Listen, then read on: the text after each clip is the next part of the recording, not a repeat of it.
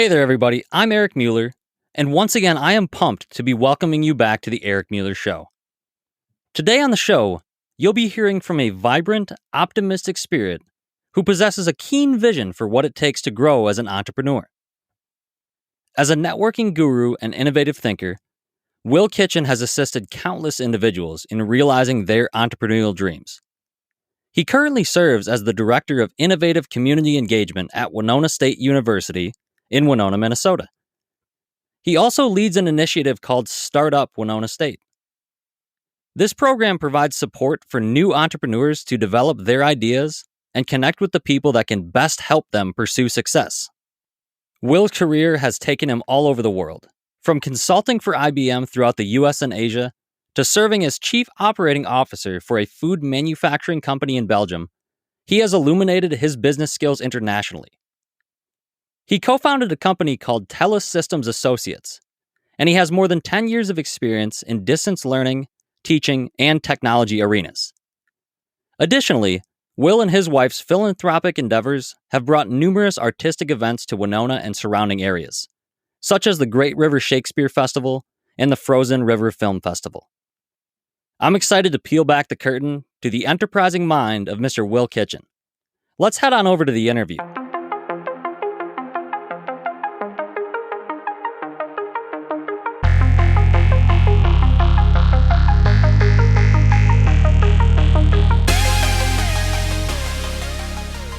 All right, so welcome back to the Eric Mueller Show. Today I've got a very special guest with me today.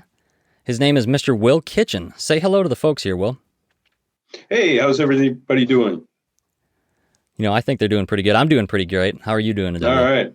Oh, man, I'm fantastic. I'm always good, so that's just the way it is. Well, that's easy. That can't get much better than that. That's right. So, Will, appreciate you being on here. I'm excited to dive into entrepreneurship, talk a little bit about what you're doing at Winona State. The first thing on my mind, I just want to ask you, what gets you out of bed every morning? Oh, I just love life. I really do. One of the things that I want to do for the rest of my life is to be curious, and I want to question, and I want to wake up every day knowing that there's something different that I can approach. I don't like having everything the same every day. I'm not one that likes routine. So the Winona State gig is like really great for me because I have all these wonderful students who every day ask me for different things that I have to learn about. And it just makes my day great. So just life. I love getting up. I love doing things. So I'm kind of an excited guy. Yeah, that very energetic. I share that with you. And are you a coffee drinker, Will? I am a coffee drinker. But I think I have a natural caffeine high every day anyway. Yeah. Do you take your coffee with cream or straight as black?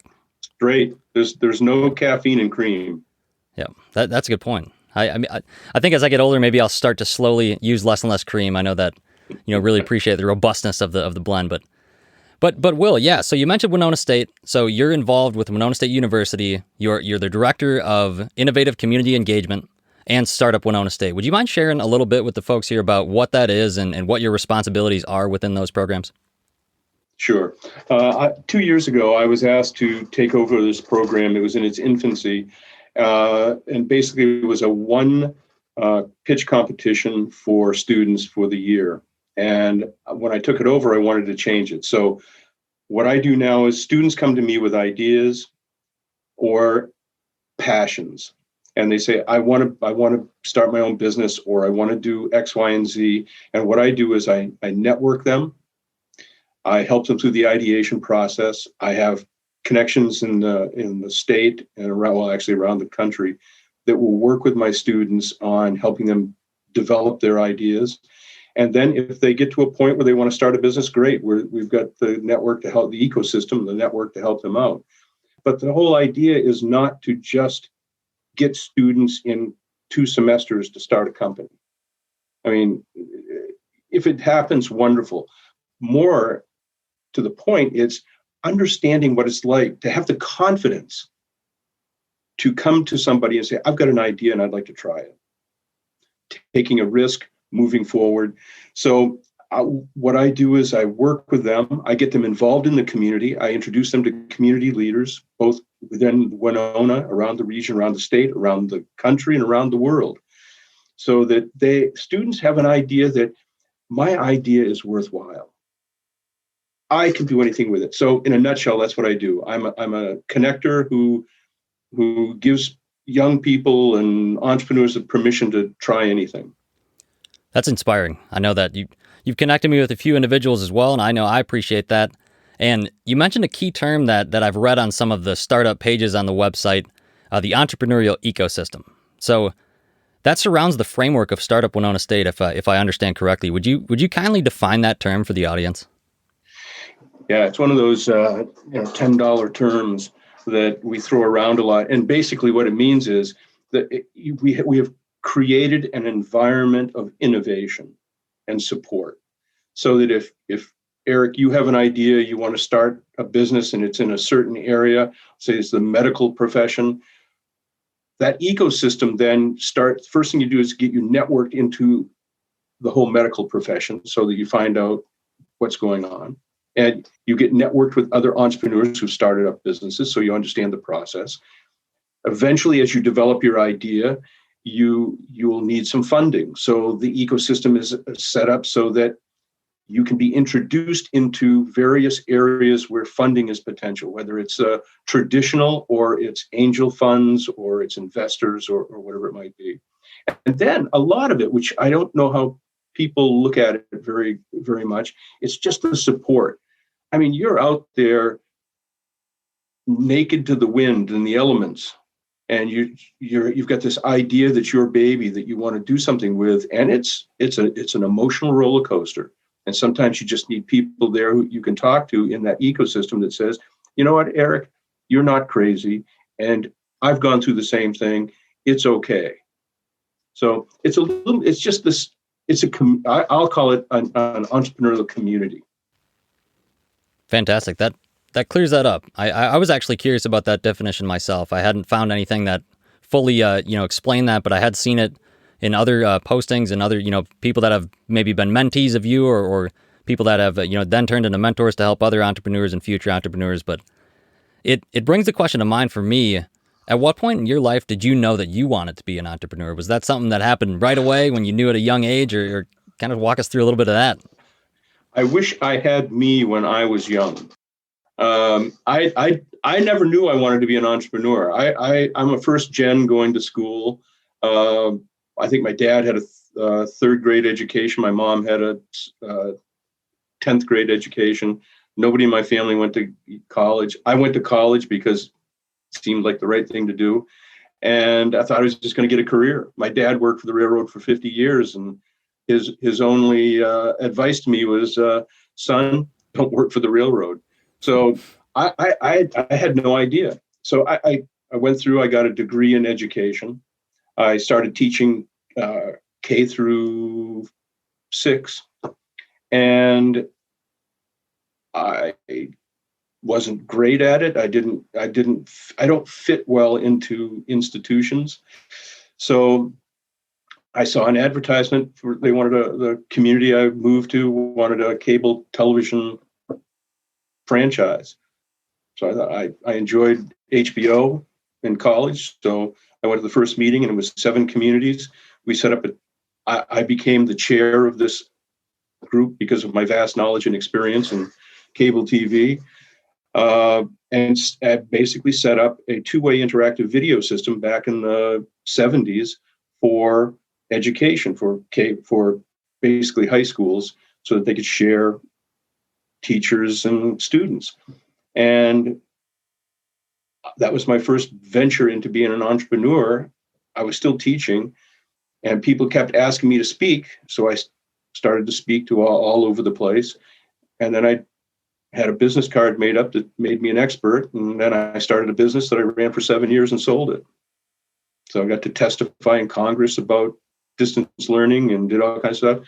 So I'm kind of, and the rest of, and then I started another company that failed miserably.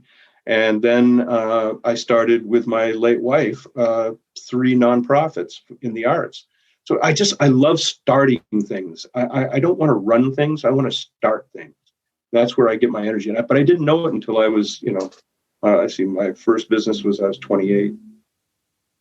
That's a good sign. I'm 28 right now. So it's not too late, in other words. You're in the prime of your life to do this. That's good news. In reading some things, entrepreneurial type things in books and whatnot, I see some commonalities in people that have become entrepreneurs or those that have co-founded companies or founded companies, CEOs, different types of C-suite individuals. Do you think there's any sort of pattern or formula to become successful in that way, or successful entrepreneur type thing? Great question. You have to have a strong belief in yourself, a strong community around you, that ecosystem. You have to be willing to take risks. I mean, my whole philosophy is I'm never going to get it if I don't try. And if it doesn't meet the expectations that I set out, the sun is still going to rise the next morning. And hopefully along the way, I've learned a lot of things. So that's my attitude. Stuff I don't care about. I love the experiences. I love the meeting of people. I love taking an idea forward. But again, if it doesn't succeed, well, as they say in French, tant pis pour moi. Too bad for me. But life will go on, and life's great.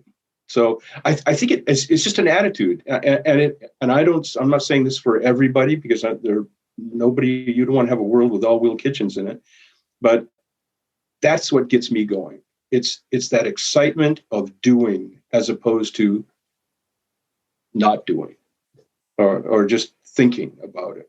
I want to try things. And along the way, have you found certain myths or things that people say about entrepreneurship that you found to just be not true? You just say that just isn't how it works, man. I hear a lot of people say, I want to be an entrepreneur because I don't want to work for anybody. Let me tell you right now, you're going to be the worst boss you've ever had. When I had my first business, I worked at 7 years. I didn't take a vacation. I was traveling 3 to 3.5 weeks of every month. And it's not easy, but there's I was fulfilled because it was mine. It was something that I was doing. It was my idea. So yeah, it's not easy. You don't do it because you're going to make $1 billion right off the bat.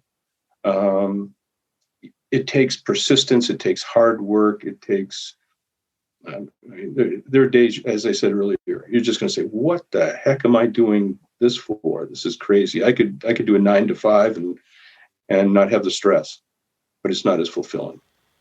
Yeah. And you touched on this a little earlier, like an idea of yours can become your baby, and you want to see it go forward and you want to see it thrive and succeed.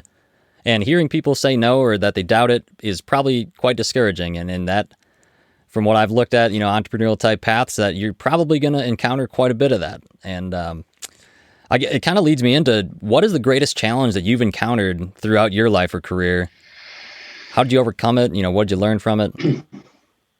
The greatest challenge I ever had, I was working for IBM, and I was sitting in Fountain City, Wisconsin, in the middle of a 25-acre valley, and doing remote work. And I saw an email that said, who wants to go to India for 18 months on an assignment?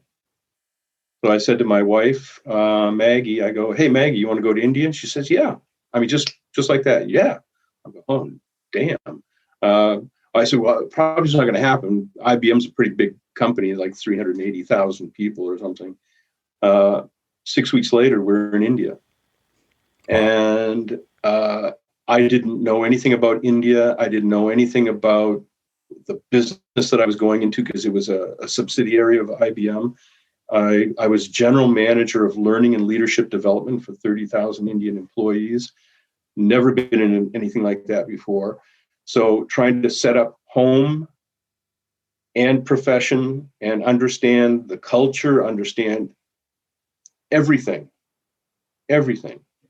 was the biggest challenge I ever had. And it was one of the best things I ever did. it turned out okay.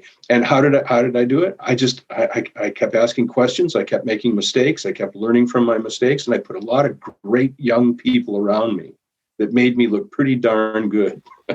Yeah. So you build that great team, and it makes things so much easier. So that was my biggest challenge, really, is to go to India, and a year and a half turned into 5 years, and it was the best thing I ever did. That's really great to hear. And what a risk, what a kind of leap of faith. Both, I mean, luckily for you, you had the support of your wife, but not everybody is lucky to have that, and it probably could be pretty hard if someone has an opportunity to do something like that, and people around them maybe aren't as supportive. You might think to say no to it, but think of, had you not done that, you would have missed out on an incredible opportunity to grow and develop, and really develop yourself into the future will. Absolutely. No, and you're right. Having a significant other or a partner or a friend who is going to support you, it's critical. I mean, you do some crazy things as an entrepreneur, and it's nice to have people around that don't think you're completely insane. Yeah, maybe a little bit, but not completely. Just a hint. Yeah. Yeah. You speak on the support you have for other people now. So you've created these relationships and networks with students at Winona State and other people. And, I feel lucky to be connected with you in that way as well. Who are 3 people that have been most influential to you throughout your life and career? Would you mind sharing just a quick little bit about 3 people? Sure. Yeah. My one and only mentor I've ever had is Gary Evans. Gary's from Winona. He was a former vice president of development at Winona State and many other things. Just the most wonderful man I've ever met. He taught me, get up early, work hard, always show up early, just all the basic blocking and tackling stuff that just stuck with me and it really helped. He's just been gold. The second one is going to be Andre Alfonso. I met him in India, and he really helped me with the India experience. He's an entrepreneur, a sharp, shrewd business guy, and just made me smarter in terms of my business acumen. And we both learned that you have to laugh a lot in life, and that's the most important thing. And he and his wife are still really dear friends of mine. The third person, is Ben Whiting, who you'll be talking to soon. And Ben is a young man who's a professional magician. He's a professional speaker. He's a consultant, and he's a professional actor. He started out as street performing in Chicago and ended up doing some Fortune 50 consulting. And I just like him because of his attitude. And he's helped, again, I just think the world of him because I like his energy. I like his willingness to try things. So those 3 have just, really, and one is, I think Gary must be 80 now. Andre is 60 and Ben is in his 30s. So it's like, these people just give me motivation. And I should say there's a fourth one. And probably the most important is my wife, Maggie, who passed away 5 years ago. She just had this love of life and she could do anything. And she was creative. And I just followed her around and helped wherever I could and tried to stay out of her way. And she changed my world in terms of how I view life. And those 4, man, if everybody had those 4 people, it'd be okay. Yeah, and in terms of networking and building connections to find out who those potential mentors are in your life, do you have any tips for people listening if they want to connect with others and kind of harness their own entrepreneurial minds or just learn how to be more successful in their own lives? How would they go about doing that? Who can they reach out to or what avenues can they take to meet those people? Well, the first thing, everybody will tell you is you start with the people around you and who do you meet day to day? And it may be let's just say at Winona State, the president of Winona State. I say to students, sure, if you want to meet this person, do not be bashful, do not be shy, ask. say, as a matter of fact, one of my students today wanted to reach out to some people, and she said, how do I do this? And I said, number one, be honest. Tell them, hey, I heard about you. I read about you. I saw you. I think that you have something that I need to hear. And just ask. If you don't ask, you won't get. Sometimes people will say no. That's okay. Go on. You don't want to talk to them anyway. So I don't want to say aggressive. Just be. The best thing I can say is be honest and open, and just say you have something. And then I tell my students, before you end any conversation when you're networking, because networking is not one of these things where I'm going to go to you and try to get something from you. You go to set up a relationship, and the thing that I tell my students that they have to say at some point during their meetings, how can I help you? Because maybe the president of Winona State wants to hear more from students about what's going on. Maybe the banker, the president of the bank in Winona, wants to know from a student's perspective, are we doing everything we need for you? Are we missing something? Is there another market out there? Students have to realize, and anybody for that matter, you have things to give, you have things to share, and the more we share, the more we help each other, the better off we all are. So that's kind of my philosophy for networking. Yeah, and I agree with that. And those of you listening, if you haven't checked it out yet, episode 1, The Power of Networking here of my show, I touch on a few of those points. Will really hammered home that what can I do for you mindset that you need to have networking. And I know I've seen that pay off great dividends on my side. And also, kind of compounding what you were saying too, Will, is that that quality of persistence and continued reaching out. And like you've said, if someone says no, then, great, that you table that for a little while. I wouldn't necessarily be scared to reach out again, at a later date if you feel that's reasonable. I mean, you don't want to just continue bantering the person or anything like that. But yeah, in a respectful way, you could probably continue to reach out and be persistent in that way. So yeah, appreciate that insight there, Will. Thank you. No, my pleasure. So you've had a great deal of success in business. So you started off, you created a company. I know in a previous conversation you said you may have sold that company too early in hindsight, but how would you have known that? Too early and too low. Yeah. But you learned a lot along the way, and you hit on it a bit earlier that so it was a two-way video type platform set up for learning. Mm-hmm. Yep. How did that you co-founded that? So how did that idea come about? You mentioned a little bit of the framework of it earlier, but let's really tease out how you got that, how that ideation process was arrived. Yeah, well, at the time that I was teaching, we were going through budget cuts, and these are all small rural school districts, and you couldn't have an advanced math class or a foreign language class because you may only have 2 or 3 students in the class, so you can't afford to hire a teacher for that. So the idea came, well, why don't if we can do a two-way video connection, and we could get 3 schools connected at one time, and the teacher could see 3 monitors, it was really rudimentary Zoom. And, but again, this was in the 70s. We could then share teachers among school districts, and we could fill up classes because we may have 5 from one school, 6 from another school, and maybe 3 from a third school. And then you have enough to keep the teacher on payroll.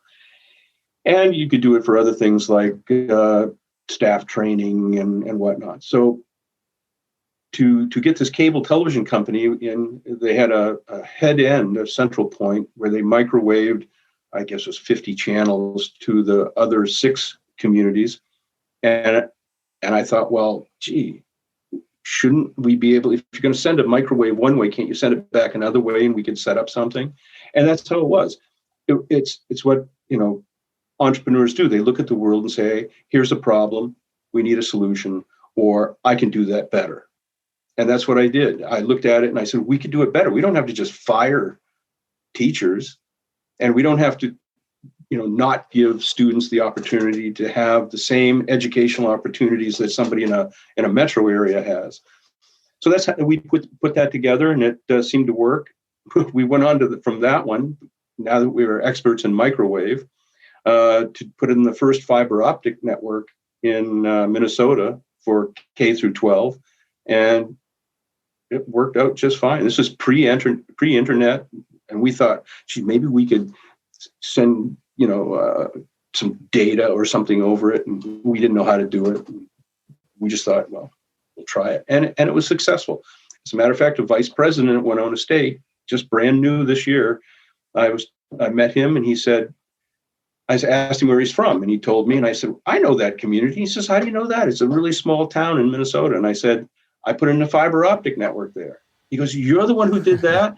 I took a Spanish class on that, and it changed my life. And I'm going, oh, wow. I guess I did one thing well. Yeah. That's crazy. That you were ahead of the game there. It was before the time of the internet. I mean, that honestly, that's quite incredible. Al Gore didn't have anything on me. He said he invented the internet. We were way before him. But again, if I'd kept that, who knows? Yeah. But yeah. Well, that's the way it is. Yeah, that's right. And got your feet wet in terms of how to start, how to run a company. And I mean, I'm sure you experienced a lot of challenges along the way that were unforeseen. And you're chuckling there. It seems like there's a story behind that. Oh man, it's just it's finding people to work with you that have the same passion. It's making payroll. It's just all those. I'm just thinking back all the little crazy things we knew nothing about. I mean, we wrote contracts out with typewriters. We had no idea what was going on. But our whole concept was to do good for others. That was our drive. So we may have been a little,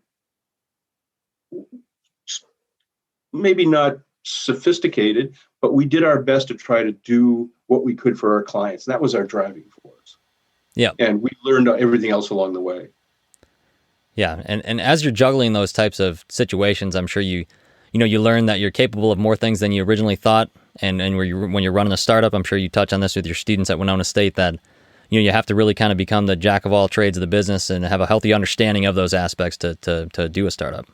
That's right. Some of my students that wanted to be entrepreneurs, their idea didn't go as far as they wanted it to. So I got them jobs with startups, and they said just what you said. Wow, this is great. I'm not just pigeonholed into one little piece of the business. I have to learn everything. Yeah, and I think that's wonderful. Yeah, I'm hopeful to have an experience like that at some point, and whether it's a company that I start or one that I can get in with, and really just learn a lot of those things. Like, you don't know what you don't know, so you really got to figure it out firsthand and experience those types of things to get there. So when you start a company, and let's say you have a successful company, you can put metrics and measurements on that as the time goes on. Whether maybe you take it public or you have a certain amount of ownership in it, equity, you can put physical numbers on that. But I want to ask you, aside from those things you can actually measure with numbers, what is your definition of success? How do you measure, success in more of a abstract way? I may not be the best one to answer this. Success for me, I'll take it from my business. Number one, my startup business. The success was we did something that no one else had done the same way. I mean, distance learning, from correspondence classes and all kinds of things, has been around for a long time. But we did it a different way. We built systems on other institutions. So if there's a cable system or a rural telephone company or whatever it might be, we called it parasitical communications, where we were just riding on something else. But the success was we did it, and we did it in a different way. Success for me in my life is I'm a successful man. I'm the luckiest man in the world. I had the love of my life for 20 years, Maggie. Every day I wake up and I'm curious. I want to know something new. I want to learn something. That is success. Success is not gaining stuff. It's not how much money you can set aside or earn or make. It's how you run your life. And I'm trying to be a better person every day. Sometimes it works, sometimes it doesn't. I'm human. So success for me is a lot of different things. In business, it's doing something new and being relatively successful. doing what I said I was going to do. Yeah. So that's. Yeah. Thanks for defining that. I think that definition, I mean, I've heard a few people define, success and answer that question. And it really is, it's fun for me because you get so many different answers. You probably ask 100 people, you get 100 different answers. Absolutely. But it seems to have a similar theme. And that really boils down to, that happiness piece and are you feeling fulfilled? And I would argue that you're probably not going to feel very fulfilled unless you feel like you're making a difference in other people's lives. And the ones that chase that solo success and want to get all of that stuff for themselves, at the end of the day, I don't really think they're going to feel very fulfilled. What do you think about that, Will? Oh, spot on. You just nailed it. You said it better than me. You should have just answered your own question. Yeah. No, you're absolutely right. You want to do good things, and you want to do good things for other people. I hope I'm going to leave this. When I leave this world, I leave it in a better place than when I came on into it. And I know that sounds very lofty and very woo-woo, but you try to do good things. I mean, I try to give back to my community. Winona, it's not even, I mean, I'm from Maine. I wasn't even born in Minnesota, but I've kind of adopted Winona and I like it. I love it. It's got a lot of potential and I try to give back to it. And to me, that's success. When you can, I mean, my late wife really changed the community here in terms of the arts. It is now an arts community. And it was in part because of her. So she left a legacy. I want to leave a legacy of goodness. Yeah. Making others happy, inspiring others to chase their dreams and feel fulfilled themselves. That's really incredible, Will. I want to build a little bit more off of that success piece too. So we define success, we figure out what that is. It differs for everybody. That's great. It makes the world kind of go round that everybody's chasing a different piece of the pie. But the backbone of my show is really to explore what makes any successful person's inner clock tick. What keeps them driven each and every day? You mentioned what gets you up in bed in the morning, so your answer might be similar here, but what is the one single driving force that keeps your inner clock ticking towards success? When I see the young people that I work with, when that light bulb goes off and they say, now I get it. Now I understand. Or the young person, I help them, set them up with a job in a startup, and they come back to me and say, this is the best thing in the world. You've changed my life. When their parents call me and say, thank you for doing the things you do for our son, our daughter, whoever it is. That's what gets me going. I believe we have a responsibility to give back. There's a great book called Wisdom at Work, and it's the making of the modern elder. And that's my Bible. I'm not elderly. I'm 60. What am I? 67. Sure. I'm not elderly. I'm an elder, and because of that, there's a responsibility for me to give back to young people, to share the experiences I've had, to share the stories I've had, to share what knowledge I have, and also to share the mistakes I've made, so that you can choose to make your own or make mine again, whatever. Yeah. So I look at all of my students. I hire a small team of interns every semester to work with me, and they work in different projects of their own or with other startups. And I call them, we're mentors and interns. I am a mentor. I'm also an intern with my students because they teach me things. So that's, for me, success is to develop those relationships and see that my life has had some worth that I can now share with others to help them go forward. As I said earlier on the interview, I wish I had me when I was younger. I didn't have anybody. Not to know what was me. You just kind of figure it out. But boy, I wouldn't have made quite as many mistakes, I hope, if I'd had somebody. So that's really what it's all about for me. It's that give back and to be the modern elder where I can help others. Yeah. Thank you, Will, for sharing that. And off of that, giving back piece that we've touched on a few times, so that, you maintain that humble mindset of you want to give people the you that you wish you had. And I just want to tease out, is there one specific memory that you can list that is your most joyful memory of giving back? Or would it be it could be a combination of things if you need to. Every day I see students who come to me. See, I don't teach. Students come to me because they want to, because they've heard word of mouth or whatever. So those students that I've helped reach some of their goals, or to reach a learning experience that says, I may not be ready for what my goal was, but now I know what my next step should be. That happens to me a lot. I mean, there's one young woman. Okay, here's a story. Okay. I met this young student. She was interviewing me for the university marketing department. She asked if she could do a video with me, so I said sure. And we talked. We did the video. As I usually do, I asked them what they're doing, what their interests are, and whatnot. She said, "Well, I'm going to be graduating in December of last year." So this was in early 20. What is it? We're in 21, early 20, and before the pandemic hit. And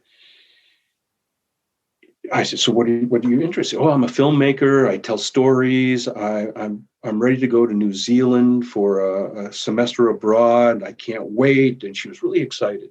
But she's one of these young people where you meet her, you said, there's something there. There's something special in this young person. Then she went away. I went off and did my own stuff. About 3 months later, just at the beginning of COVID, I happened to connect with her, and I said, "So, Bryn, you going to New Zealand?" And she said, "No, that's canceled. Everything's gone. My internships, my everything. There's nothing. I don't know what I'm going to do this summer." I said, "Well, why don't you be my intern?" She says, "What am I going to do?" I said, "I don't know. Do my social media? I don't know. Come up with a strategy. What do you want to do?" So she did that for about 2-3 weeks. And I said, "Bryn, you don't want to do this anymore. This is really boring. What do you really want to do?" She said, "I really want to make a movie." I said, "Okay, let's make a movie." So out of what she did is I partnered her with a professional film house, and they mentored her, provided the equipment. She put everything together and did a documentary called The Connection Project, which talks about StartUp Winona State and the importance of networking and community for students and for the community itself. And I use it in all my stuff now. One of them there are actually 4 videos have come out of that, and one of them has gone viral. Wow. So, but she ended up doing something she really was passionate about, and she just changed. Every week we get on a Zoom call and we have a life topic that she picks. Yeah. And it could be anything. We just talk about it for an hour. And I got her a job at a local company as a strategic marketing director, and she's just loving it. So I felt really good that I could help a young person go from, "Oh my God, my whole world is falling apart with COVID. I don't know what I'm going to do," to say, "Hey, let's do something crazy. Why don't you be my intern and we'll figure it out." And It was successful.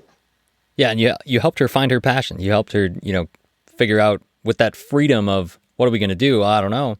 Let's try some things. And that kind of touches on how you can maybe be more entrepreneurial and how you can really figure out what your niche is. And one of my previous interview guests, John Lee Dumas, a big thing he hammered home was to be the best solution to a real problem. That's right. And I really try to think of that with my podcast even. I want to figure out how to niche this down more, how to find the true audience, and it's tough. Do you have any tips for niching down, once you have an idea, Will, how to niche that down? Just keep trying. It's what I tell my students, keep trying. I don't have the answers. I don't know, but keep working at it. Keep trying different angles.